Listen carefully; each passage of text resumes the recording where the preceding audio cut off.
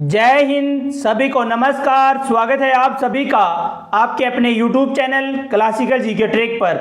दोस्तों, आज हम एक महत्वपूर्ण टॉपिक पर्यावरण एवं पारिस्थितिक तंत्र से संबंधित प्रीवियस ईयर क्वेश्चन को डिटेल से डिस्कस करेंगे।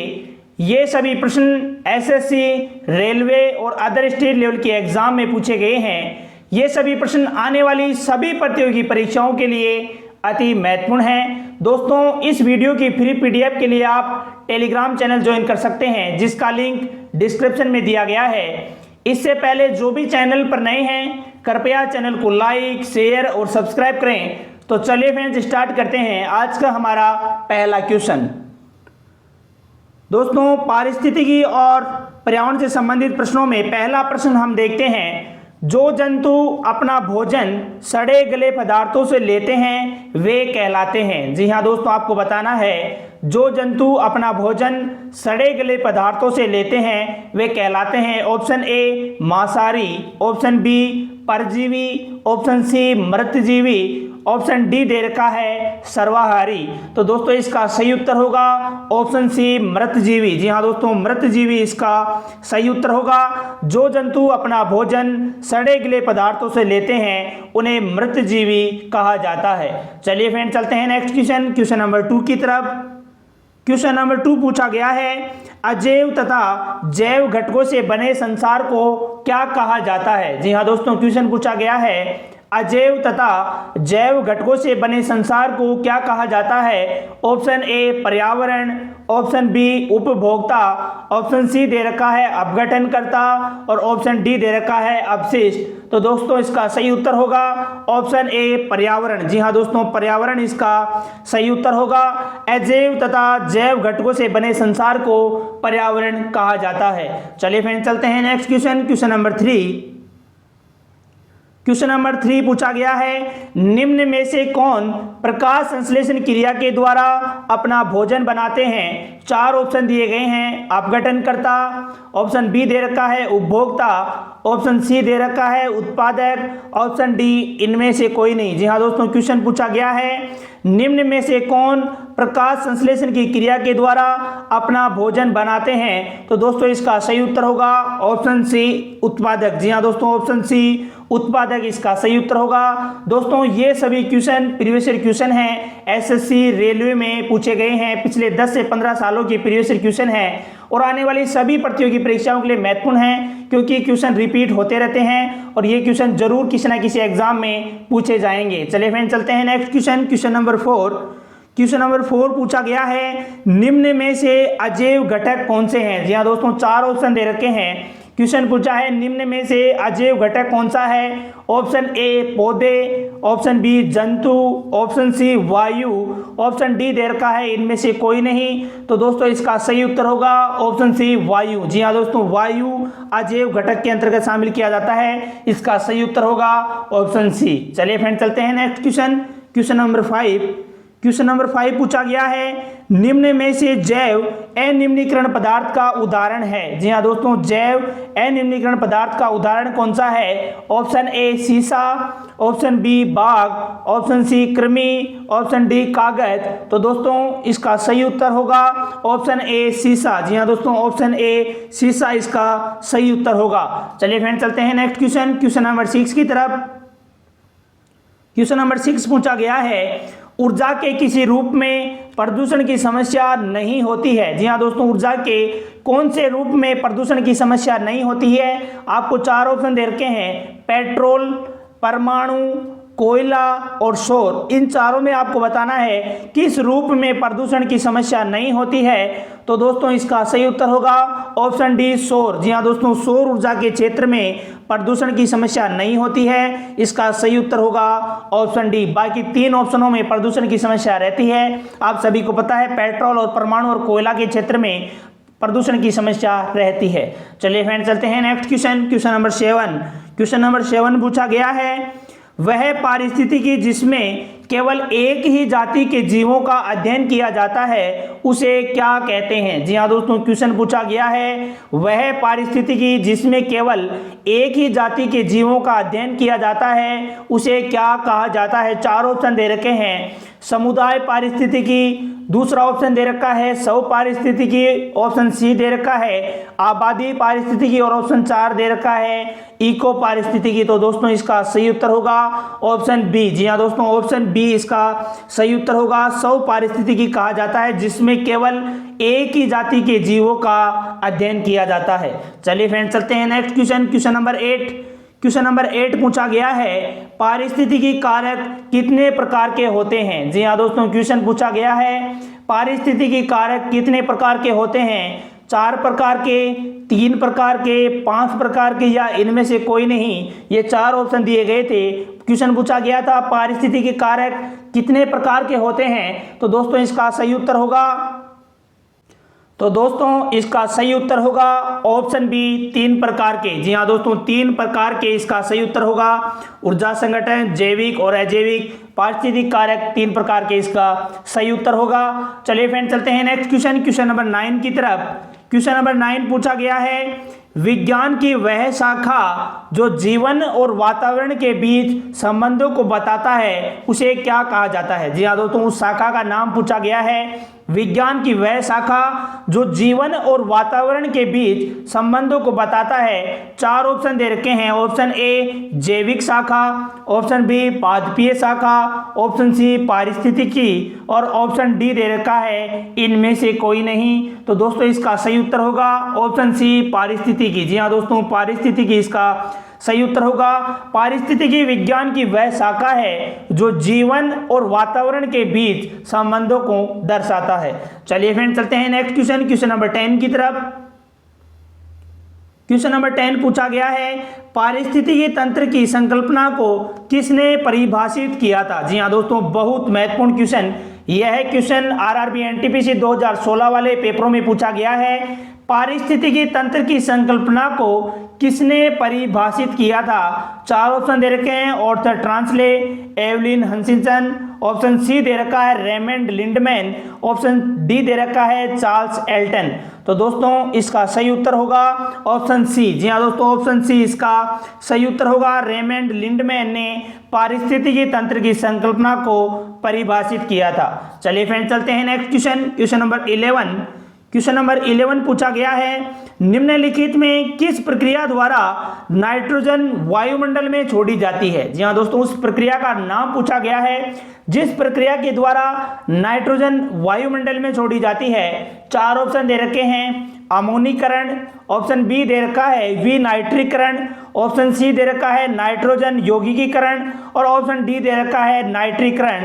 तो दोस्तों इसका सही उत्तर होगा ऑप्शन बी। जी हाँ दोस्तों, ऑप्शन बी इसका सही उत्तर होगा। विनाइट्रीकरण के द्वारा, विनाइट्रीकरण की जो प्रक्रिया होती है उसके द्वारा नाइट्रोजन वायुमंडल में छोड़ी जाती है। चलिए फ्रेंड चलते हैं नेक्स्ट क्वेश्चन, क्वेश्चन नंबर 12।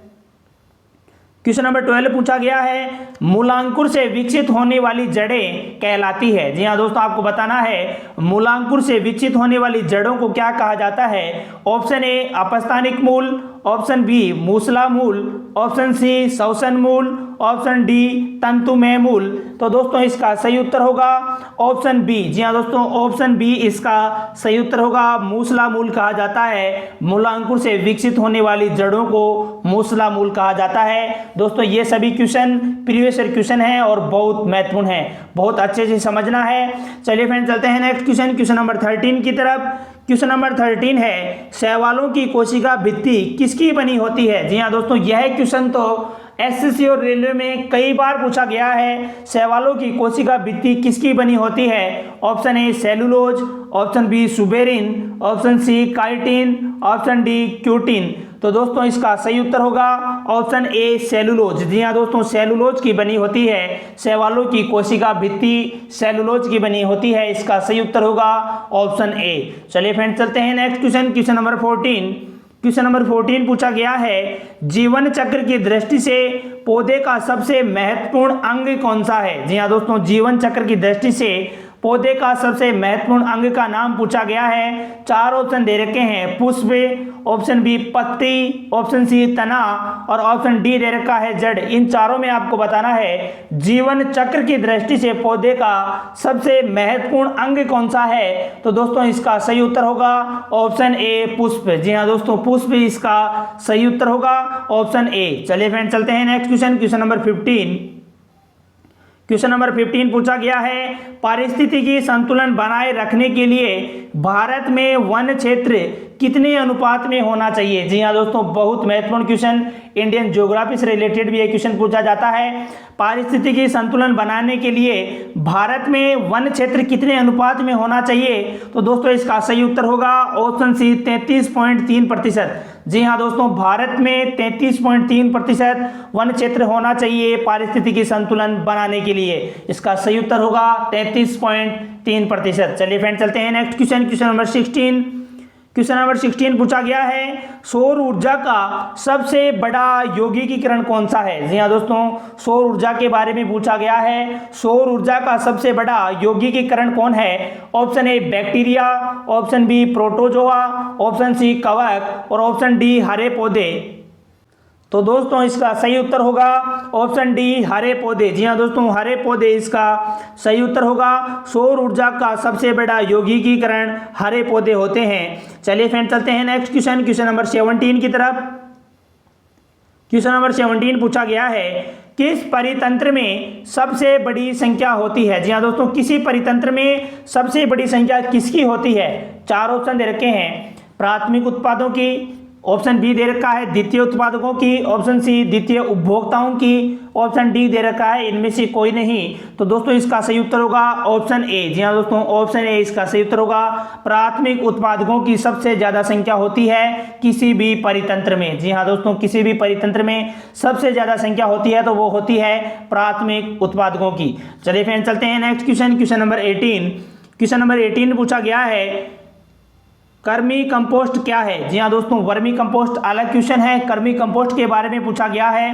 कर्मी कंपोस्ट क्या है। ऑप्शन ए अकार्बनिक उर्वरक, ऑप्शन बी विषालु पदार्थ, ऑप्शन सी कार्बनिक जैव उर्वरक और ऑप्शन डी दे रखा है संश्लिष्ट उर्वरक। तो दोस्तों इसका सही उत्तर होगा ऑप्शन सी कार्बनिक जैव उर्वरक। जी हाँ दोस्तों, कार्बनिक जैव उर्वरक इसका सही उत्तर होगा। चलिए फ्रेंड चलते हैं next question, question number 19। Question number 19 है, पारिस्थितिकी तंत्र शब्द को सर्वप्रथम प्रतिपादित करने का श्रेय किसको जाता है। जी हाँ दोस्तों, पारिस्थितिकी शब्द के बारे में पूछा है कि पारिस्थितिकी शब्द सर्वप्रथम किसने प्रतिपादित किया था। तो दोस्तों इसका सही उत्तर होगा ऑप्शन डी रीटर। जी हाँ दोस्तों, रीटर ने सबसे पहले पारिस्थितिकी शब्द के बारे में बताया था। इसका सही उत्तर होगा ऑप्शन डी रीटर। चलिए फ्रेंड चलते हैं next question, question number 20। Question number 20 पूछा गया है, पारितंत्र यानी इकोसिस्टम शब्द सर्वप्रथम प्रतिपादित किसके द्वारा किया गया। तो दोस्तों इसका सही उत्तर होगा ऑप्शन बी एजी टेंसले द्वारा। जी हाँ दोस्तों, ऑप्शन बी इसका सही उत्तर होगा। एजी टेंसले द्वारा पारितंत्र यानी कि इकोसिस्टम शब्द सर्वप्रथम प्रतिपादित किया गया था। इसके पहले हमने पारिस्थितिकी शब्द के बारे में देखा जिसको रीटर ने बताया, उसके बाद में पारितंत्र जो कि एजी टेंसले ने बताया। दोस्तों ये दोनों ही क्वेश्चन बहुत महत्वपूर्ण है सभी प्रतियोगी परीक्षाओं के लिए। चलिए फ्रेंड चलते हैं next question, question number 21। Question number 21 पूछा गया है, खाद्य श्रृंखला में सबसे निचला स्तर किसका होता है। उपभोक्ता, दूसरा उपभोक्ता, उत्पादक या इनमें से कोई नहीं। तो दोस्तों इसका सही उत्तर होगा ऑप्शन सी उत्पादक। जी हाँ दोस्तों, उत्पादक का खाद्य श्रृंखला में सबसे निचला स्तर होता है उत्पादक का। चलिए फ्रेंड चलते हैं next question, question number 22। Question number 22 पूछा गया है, पारिस्थितिकी तंत्र में नाइट्रोजन का परिसंचरण किसके द्वारा होता है। जी हाँ दोस्तों, आप सभी को बताना है पारिस्थितिकी तंत्र में नाइट्रोजन का परिसंचरण किसके द्वारा होता है। 4 ऑप्शन दे रखे हैं, केचुआ, जीवाणु, फंजाई या प्रोटोजोआ। चारों में आपको बताना है पारिस्थितिकी तंत्र में नाइट्रोजन का परिसंचरण किसके द्वारा होता है। तो दोस्तों इसका सही उत्तर होगा ऑप्शन बी जीवाणु। जी हाँ दोस्तों, जीवाणु के द्वारा पारिस्थितिकी तंत्र में नाइट्रोजन का परिसंचरण होता है। इसका सही उत्तर होगा ऑप्शन बी जीवाणु। चलिए फ्रेंड चलते हैं next question, question number 23। Question number 23 पूछा गया है, हमारे द्वारा छोड़ी गई सांस की हवा में कार्बन डाइऑक्साइड की मात्रा लगभग कितनी होती है। जी हाँ दोस्तों, क्वेश्चन पूछा गया है, हमारे द्वारा छोड़ी गई सांस की हवा में कार्बन डाइऑक्साइड की मात्रा लगभग कितनी होती है। 4%, 8%, 12% या 16%। तो दोस्तों इसका सही उत्तर होगा ऑप्शन ए 4%। जी हाँ दोस्तों, हमारे द्वारा छोड़ी गई सांस की हवा में कार्बन डाइऑक्साइड की मात्रा लगभग 4% होती है। चलिए फ्रेंड चलते हैं next question, question number 24। Question number 24 पूछा गया है, निम्नलिखित में किस प्रक्रिया में ऊर्जा मुक्त होती है। जी हाँ दोस्तों, कौन सी प्रक्रिया में ऊर्जा मुक्त होती है। तो दोस्तों इसका सही उत्तर होगा ऑप्शन ए श्वसन। जी हाँ दोस्तों, श्वसन की प्रक्रिया में ऊर्जा मुक्त होती है। चलिए फ्रेंड चलते हैं next question, question number 25। Question number 25 पूछा गया है, प्रकाश संश्लेषण के द्वारा हरे पौधे पैदा करते हैं। ऑप्शन ए अकार्बनिक द्रव्य, ऑप्शन बी खनिज, ऑप्शन सी दे रखा है कार्बनिक द्रव्य, ऑप्शन डी पोषक तत्व। तो दोस्तों इसका सही उत्तर होगा ऑप्शन सी। जी हाँ दोस्तों, ऑप्शन सी इसका सही उत्तर होगा कार्बनिक द्रव्य। जी हाँ दोस्तों, प्रकाश संश्लेषण के द्वारा हरे पौधे कार्बनिक द्रव्य का निर्माण करते हैं। चलिए फ्रेंड चलते हैं next question, question number 26। Question number 26 पूछा गया है, लाल मूंगा होता है। जी हाँ दोस्तों, लाल मूंगा के बारे में पूछा गया है। लाल मूंगा क्या होता है, एक पादप उत्पाद है या एक जंतु उत्पाद। ऑप्शन सी दे रखा है एक प्रकार का पत्थर, ऑप्शन डी दे रखा है एक कवक उत्पाद। तो दोस्तों इसका सही उत्तर होगा ऑप्शन बी एक जंतु उत्पाद। जी हाँ दोस्तों, एक जंतु उत्पाद होता है लाल मूंगा। यह क्वेश्चन पूछा गया है। देखते हैं next question, question number 27। Question number 27 है, मधुमक्खी कॉलोनी के सदस्य एक दूसरे को किस प्रकार से पहचानते हैं। जी हाँ दोस्तों, मधुमक्खी के बारे में पूछा गया है, एक दूसरे को किस प्रकार पहचानते हैं, गंध से, दृष्टि से या नर्तन से या स्पर्श से। तो दोस्तों इसका सही उत्तर होगा ऑप्शन सी नर्तन से। जी हाँ दोस्तों, नर्तन इसका सही उत्तर होगा। चलिए फ्रेंड चलते हैं next question, question number 28। Question number 28 पूछा गया है, तना काट आमतौर से किसके प्रवर्धन के लिए प्रयोग किया जाता है। 4 ऑप्शन दे रखे हैं, केला, गन्ना, आम और कपास। चारों में बताना है तना काट आमतौर से किसके प्रवर्धन के लिए प्रयोग किया जाता है।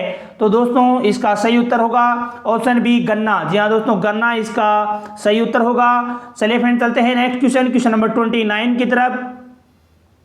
क्वेश्चन नंबर 29 पूछा गया है, निम्न में से अपघटनकर्ता का उदाहरण कौन सा है। जी हाँ दोस्तों, आपको बताना है अपघटनकर्ता का उदाहरण कौन सा है। 4 ऑप्शन दे रखे हैं, मनुष्य, घास, जीवाणु या मेंढक। चारों में आपको बताना है अपघटनकर्ता का उदाहरण कौन सा है। तो दोस्तों इसका सही उत्तर होगा ऑप्शन सी जीवाणु। जी हाँ दोस्तों, जीवाणु अपघटनकर्ता के उदाहरण माने जाते हैं, जीवाणु इसका सही उत्तर होगा। चलिए फ्रेंड चलते हैं next question, question number 30।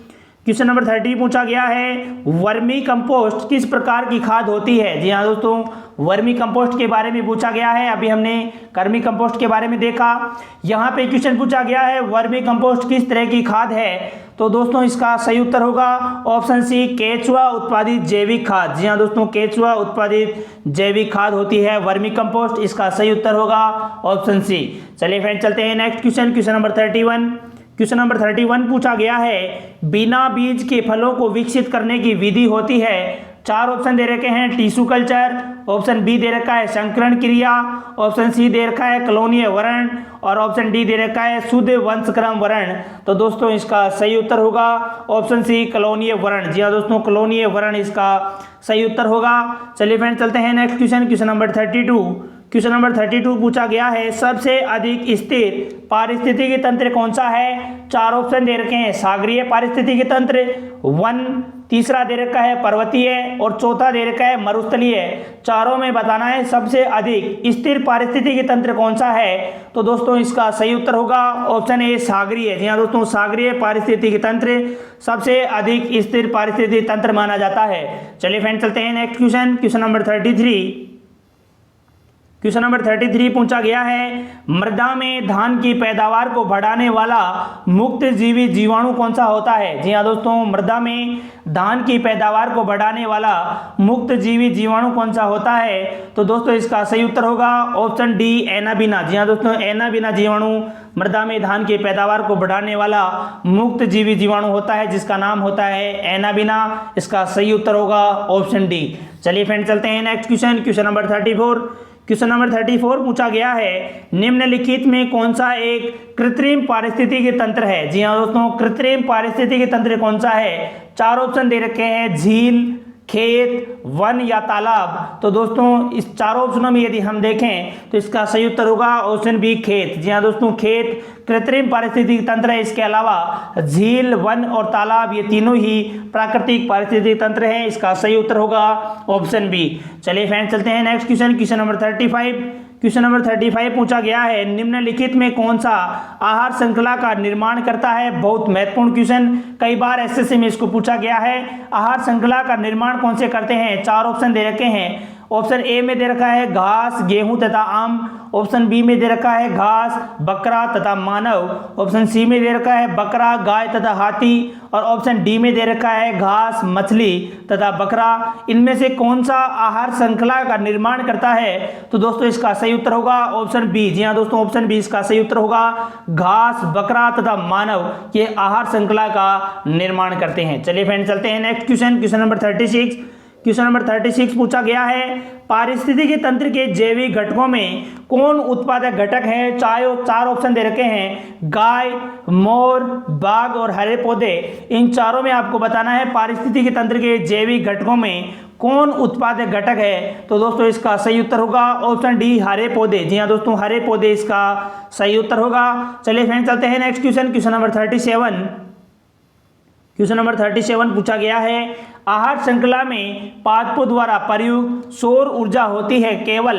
Option A 10%, option B 1%, option C दे रखा है 0.1% और ऑप्शन डी दे रखा है 0.01%। तो दोस्तों इसका सही उत्तर होगा ऑप्शन बी 1%। जी हाँ दोस्तों, आहार श्रृंखला में पादपों द्वारा प्रयुक्त सौर ऊर्जा केवल और केवल 1% होती है। चलिए फ्रेंड चलते हैं next question, question number 38।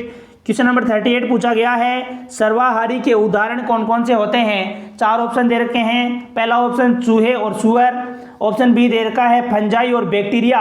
Option C मच्छर और खटमल और ऑप्शन डी दे रखा है गाय और बकरी। इन चारों में आपको बताना है सर्वाहारी के उदाहरण कौन सा है। तो दोस्तों इसका सही उत्तर होगा ऑप्शन ए। इसका सही उत्तर होगा चूहे और सुअर सर्वाहारी के उदाहरण के अंतर्गत शामिल किए जाते हैं। चूहे और सुअर इसका सही उत्तर होगा। चलिए फ्रेंड देखते हैं next question, question number 39। Question number 39 पूछा गया है, निम्न में कौन सा कृषि कार्य पर्यावरणीय दृष्टि से उपयुक्त है। 4 ऑप्शन दे रखे हैं, कार्बनिक कृषि, स्थानांतरित कृषि। ऑप्शन सी दे रखा है उच्च पैदावार वाली किस्मों का उत्पादन और ऑप्शन डी दे रखा है कांच के घरों में उगने वाले पौधे।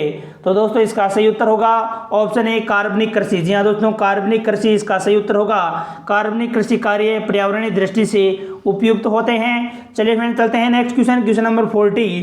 क्वेश्चन नंबर 40 पूछा गया है, जीवधारियों एवं उनके वातावरण के बीच अंतर अभिक्रिया के अध्ययन को क्या कहा जाता है। तो दोस्तों इसका सही उत्तर होगा ऑप्शन बी, पारिस्थितिकी। जी हाँ दोस्तों, पारिस्थितिकी इसका सही उत्तर होगा। चलिए फ्रेंड चलते हैं next question, question number 41। Question number 41 पूछा गया है, मृदा अपरदन रोका जा सकता है। 4 ऑप्शन दे रखे हैं, आपको बताना है कौन से के द्वारा मृदा अपरदन को रोका जा सकता है। तो दोस्तों इसका सही उत्तर होगा ऑप्शन डी, वनारोपण द्वारा। जी हाँ दोस्तों, वनारोपण के द्वारा मृदा अपरदन को रोका जा सकता है। चलिए फ्रेंड चलते हैं next question, question number 42। Question number 42 पूछा गया है, पारिस्थितिकी तंत्र में नाइट्रोजन का परिसंचरण किसके द्वारा होता है। जी हाँ दोस्तों, पारिस्थितिकी तंत्र में नाइट्रोजन का स्थिरीकरण किसके द्वारा होता है। 4 ऑप्शन दे रखे हैं, केचुआ, ऑप्शन बी जीवाणु, ऑप्शन सी फंजाई और ऑप्शन डी दे रखा है प्रोटोजोआ। तो दोस्तों इसका सही उत्तर होगा ऑप्शन बी, जीवाणु। जी हाँ दोस्तों, जीवाणु के द्वारा पारिस्थितिकी तंत्र में नाइट्रोजन का परिसंचरण होता है। चलिए फ्रेंड चलते हैं next question, question number 43। Question number 43 पूछा गया है, वनस्पति विज्ञान की वह शाखा जो शैवालों के अध्ययन से संबंधित है क्या कहलाती है। 4 ऑप्शन दे रखे हैं, सूक्ष्म जैविकी, ऑप्शन बी दे रखा है माइकोलॉजी, ऑप्शन सी दे रखा है वर्गीकी और ऑप्शन डी दे रखा है फाइकोलॉजी। तो दोस्तों इसका सही उत्तर होगा ऑप्शन डी, फाइकोलॉजी। जी हाँ दोस्तों, कई बार इस क्वेश्चन को हमने पहले भी डिस्कस कर लिया है। वनस्पति विज्ञान की वह शाखा जो शैवालों के अध्ययन से संबंधित होती है उसे फाइकोलॉजी कहा जाता है। चलिए फ्रेंड चलते हैं next question, question number 44। Question number 44 पूछा गया है, नाइट्रोजन स्थिरीकरण में लेग हीमोग्लोबिन का क्या कार्य है। जी हाँ दोस्तों, क्वेश्चन पूछा गया है नाइट्रोजन स्थिरीकरण में लेग हीमोग्लोबिन का क्या कार्य होता है। तो दोस्तों इसका सही उत्तर होगा ऑप्शन ए, ऑक्सीजन का अवशोषण। जी हाँ दोस्तों, ऑक्सीजन का अवशोषण इसका सही उत्तर होगा। चलिए फ्रेंड चलते हैं next question, question number 45। Question number 45 पूछा गया है, त्वरित विकसित होने वाला प्रदूषक का उदाहरण कौन सा है। डीओटी, ऑप्शन बी दे रखा है सब्जी, ऑप्शन सी दे रखा है खेती का कचरा और ऑप्शन डी दे रखा है प्लास्टिक। तो दोस्तों इसका सही उत्तर होगा ऑप्शन बी सब्जी। जी हाँ दोस्तों, सब्जी त्वरित विकसित होने वाले प्रदूषक का उदाहरण माना जाता है सब्जी को। इसका सही उत्तर होगा ऑप्शन बी। चलिए फ्रेंड चलते हैं next question, question number 46। Question number 46 पूछा गया है, किसी श्रृंखला में प्राथमिक उपभोक्ता होते हैं मांसाहारी, शाकाहारी, उत्पादक या अपघटक। तो दोस्तों इसका सही उत्तर होगा ऑप्शन बी शाकाहारी। जी हाँ दोस्तों, शाकाहारी किसी भी श्रृंखला में प्राथमिक उपभोक्ता होते हैं वो होते हैं शाकाहारी। चलिए फ्रेंड चलते हैं next question, question number 47। Question number 47 पूछा गया है, पादपों और प्राणियों में यह अंतर है कि। इसका सही उत्तर होगा ऑप्शन बी। जी हाँ दोस्तों, पादप और प्राणियों में अंतर होता है कि इनमें स्थानगत वृद्धि होती है। जी हाँ दोस्तों, स्थानगत वृद्धि होती है, बी इसका सही उत्तर होगा। चलिए फ्रेंड चलते हैं next question, question number 48। Question number 48 पूछा गया है, जंतु समुदाय भोजन के किस पर निर्भर करता है। भोजन के लिए किस पर निर्भर करता है। तो दोस्तों जंतुओं की यदि हम बात करें तो जंतु भोजन के लिए पौधों पर निर्भर रहते हैं। इसका सही उत्तर होगा ऑप्शन सी। चलिए फ्रेंड चलते हैं next question, question number 49। Question number 49 पूछा गया है, एक अकेला वृक्ष अपने जीवन में कितनी CO2 सोखता है। तो दोस्तों इसका सही उत्तर होगा ऑप्शन ए 1 टन। जी हाँ दोस्तों, 1 टन इसका सही उत्तर होगा। चलिए फ्रेंड चलते हैं नेक्स्ट क्वेश्चन, क्वेश्चन नंबर 50 जो कि आज का हमारा लास्ट क्वेश्चन होगा। क्वेश्चन नंबर 50 पूछा गया है, डॉल्फिन वर्गीकृत किए जाते हैं। 4 ऑप्शन दे रखे हैं, मत्स्य में, ऑप्शन बी दे रखा है उभयचर में, ऑप्शन सी सरीसृप में और ऑप्शन डी दे रखा है स्तनी में। तो दोस्तों इसका सही उत्तर होगा ऑप्शन डी स्तनी में। तो दोस्तों इस तरीके से हमने पर्यावरण और पारिस्थितिकी से संबंधित जितने भी प्रीवियस ईयर क्वेश्चन थे उनमें इंपॉर्टेंट क्वेश्चन को डिस्कस किया। 50 महत्वपूर्ण प्रश्नों को हमने डिस्कस किया है। दोस्तों वीडियो को ज़्यादा से ज़्यादा शेयर, लाइक और चैनल को सब्सक्राइब करें। धन्यवाद।